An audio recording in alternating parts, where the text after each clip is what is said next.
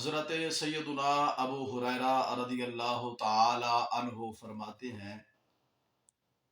کہ ایک صاحب جن کا بظاہر کوئی عمل بڑا نہیں تھا، وہ فوت ہو گئے تو رسول اللہ صلی اللہ علیہ وآلہ وسلم نے صحابہ کرام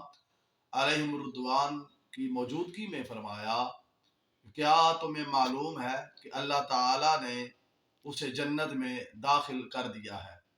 اس پر لوگ متعجب ہوئے کیونکہ بظاہر ان کا کوئی بڑا عمل نہیں تھا۔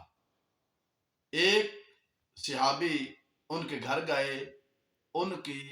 بیوہ سے پوچھا کہ آپ کا کوئی خاص عمل ہمیں بتائیے، تو انہوں نے کہا کہ کوئی خاص بڑا عمل تو مجھے یاد نہیں ہے، ہاں لیکن جب بھی آذان ہوتی تو وہ دن ہو یا رات ہو آذان کا جواب دیتے تھے۔ اس پر اللہ تعالیٰ نے انہیں بخش دیا اور انہیں جنت عطا